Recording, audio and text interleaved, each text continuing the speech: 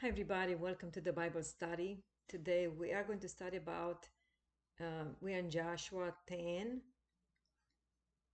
sun stand still. When the sun stood still in time of need.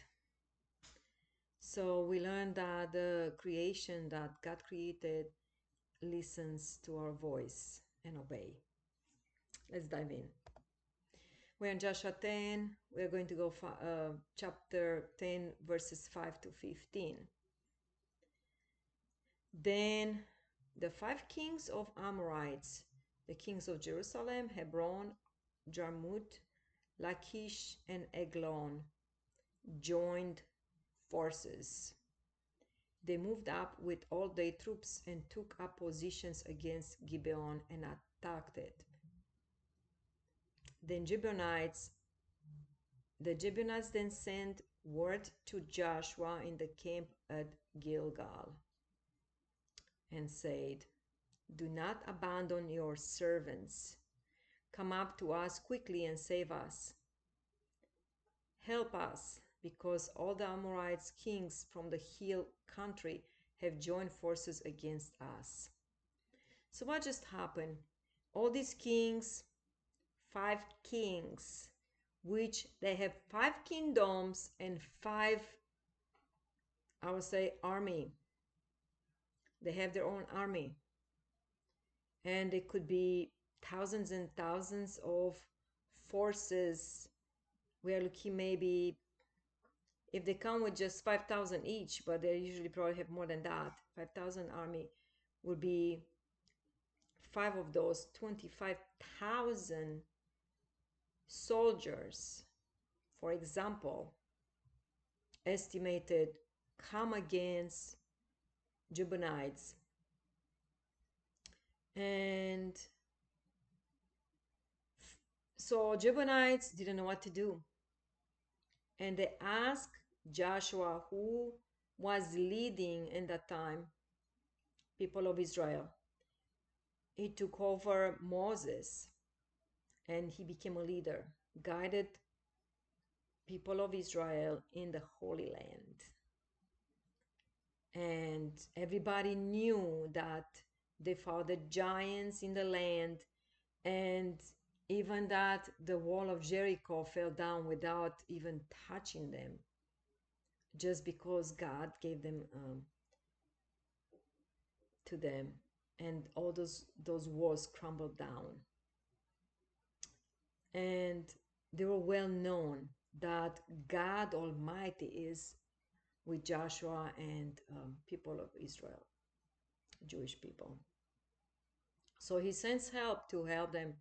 He says, "Come quick, come and help us before these five kings were going to kill us all." So, and Joshua's coming to help. Don't you want you ask for your friend to help you, and it might be stronger in faith than you? Praise and ask God for it. Praise when you praise for you. Pray for you when you are in trouble. Pray for you when you ask for help, or just praise for you, or come and help you, like action on it. Now some people's like, "Oh, poor you, I'm going to pray for you," and they take off, and you just feel still abandoned. But some people, they take action. What can I do for you? I feel for you. What can I do? And then it says, "Can you help me with this and this and this?" And then you action on it. That's truly friendship. Or you have nothing to give, you just then pray. You can pray with them, for them. Some people, they take off, I'm going to pray for them, and then they turn around and they go. Sometimes you need more than that. You need somebody to show that, you want to hear that prayer. You wanted them to pray with you, not away from you. But so Joshua is an action person. So Joshua in verse 7 marched up from Gilgal with his entire army, including all the best fighting men. He got the best of the best. It doesn't say how many people they got, how much army he had, but he had army and he got the best. The Lord said to Joshua, so God is speaking to Joshua. So he had a way of communicating through prayer with God. And I believe he has seen God. He hears God talking to him. As he goes and he got all he's marching up. He got all the best men, the best fighting men. And then when he's ready, God is telling Joshua, do not be afraid of them. I have given them into your hands. Not one of them will be able to withstand you. God is telling that he already has victory. Before even going to fight, Joshua had victory. Wow. Don't you want God to tell you that before you're fighting, whenever you're fighting, before the situation, in the situation you have, before you go and engage into solving it, trying to solve and trying to do something about it, God said, I already solved it in your behalf. You just go there, be there, and I already got this. That's who God is, guys. Yes. Mighty God. Verse 9, after an all-night march from Gilgal, Joshua took them by surprise. Which, imagine there are like 5 times more troops than Joshua. 5 more. The Lord threw them into confusion before Israel. It's how God works. Confuse the languages, confuse them. They don't know who is who. So Joshua and the Israelites defeated them completely at Gibeon. Because it was a confusion, where goes who's supposed to do what, turn around, they don't know where to go, what to do, and is how they got defeated.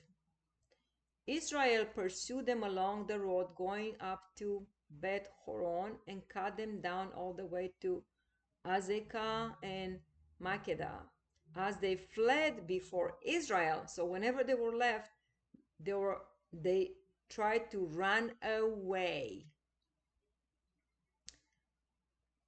On the road down from Beth Horon to Azekah, the Lord hurled large hailstones down on them. Large. You see, like they are probably like I was like a baseball ball, you know. Then when you play baseball, that ball, that big, and they are ice, like hailstones. They're like stones down on them, and more of them died from the hail than were killed by the swords of the Israelites. Now, it says that the Lord hurled large hailstones down on them. We have inheritance from Jesus. He left us all this. This is our inheritance, guys. This is our inheritance. The hailstones is I think is a passage in I didn't bring it up now, but in Job, I think chapter 38, the hailstones are held for the time of trouble, which I think thunder and lightning, it belongs to us as well. And which in trouble, not for us being in trouble, is in trouble. When you are in trouble, we are in trouble, we can send those to the enemies that are trying to come against us in any way. We can call hailstones down from heaven. They are chambers of rain. They are chambers of hailstones, there are chambers of thunder, lightning, there are chambers kept in heaven. You have to ask those to come down in time when you are in trouble. Okay, it's what it says, in time of trouble, call hailstones down from heaven, and they will come down and help you and defeat your enemies on your behalf. Um, when I read first, I thought, if in time of trouble, then like, but when we are in trouble with any kind of situation, not in trouble with God, but in trouble with with our adversaries. Alrighty. So they were more killed by the hailstones than by the swords of the Israelites. Wow, that makes sense. God has always had more and the best. And he is not kidding. When he knows that you're in trouble and he comes to rescue you, he makes sure to defeat every single one, no matter what he gets down. It could get a thunder, kill all of them by thunder. But hailstones, that was a choice back then. And it says we can use those when we are surrounded by enemies. We don't know what to do. Just call them down. That belongs to us. Next, verse 12. On the day the Lord gave the Amorites over to Israel, Joshua said to the Lord in the presence of Israel, Son, because it's more now. So he's there are five different, I'll say, different countries he's fighting. So one fled away. There are like more, okay? And he commands, okay, Joshua said to the Lord in the presence of Israel, Sun, stand still over Gibeon, and you, moon, over the valley of Ajalon. So he is commanding the sun and the moon to stand still. I like this. Think about also the stars, the moon, and the sun. We can command those as well and tell them, stand still.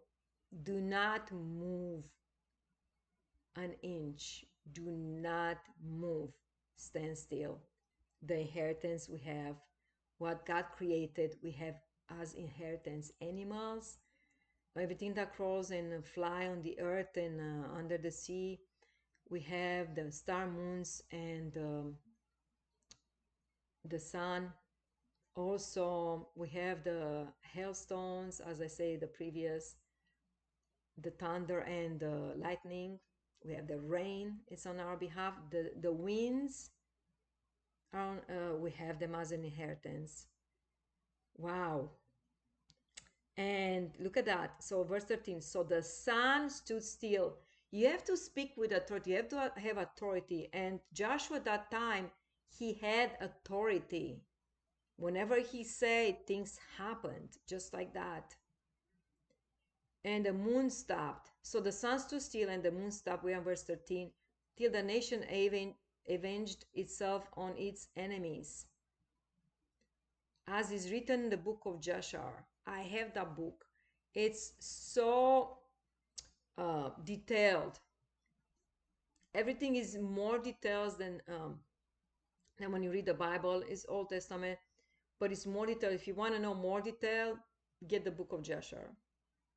It tells you more detail because can't fit in one Bible everything. So this is written more like about events like that. Wow. And not just that, the sun stood still and they avenged these people that they came against Gibeon. I'm not sure if that was the right picture. Like, I'm not even sure if they have those outfit attire in that time. They could, or they may not. I don't know. But I found a picture, so that one is more like it shows like the sun so big and the moon over there next. The sun stopped in the middle of the sky and delayed going down about a full day. Imagine you think it's like 8 o'clock, 9 o'clock is going the sun is going to go down. It did not. It stayed whenever it was, it stayed there. You can challenge even the time to say another sun and the moon, the time is on our behalf as well. There's no time in heaven. God is not held by what like us. We are on this earth by time. There's no time in heaven. Verse 14, there has never been a day like it before or since, a day when the Lord listened to a human being. Surely the Lord was fighting for Israel. Wow. Then Joshua returned with all Israel to the camp at Gilgal. Because as God promised, go and I will give your enemy into your hands. And he helped even with um, I don't know why, how Joshua knew about this, like sun, moon, and all that. So they knew probably more in that time than we know now. And with this high technology around us, sometimes we forget that all that was created by God, it was good and it was given, we have authority over. Sometimes we forget that how much, sometimes we don't even know what is our inheritance. This is our inheritance. You can talk to the sun and the moon and the star, they will listen. You have to have enough faith to move mountains, which is the sun of the. And what it means, they are living creatures. The earth, the sun, the moon, the stars. And why? How they will listen if they are not living creatures? They are. So everything what God created was alive. And they can hear you if you talk and you have that faith and you say, sun, stand still, moon, stand still, don't move. Till he defeated the enemy, they stood. And after that, probably the command is, now, son, you can go down. Wow. I would like to see that happening in our days. We have to have that much faith, guys. Wow. This was amazing. Wow. So the Bible study ended here, and I hope you enjoy it as much as I enjoy it. Till next time, I say goodbye. Goodbye now.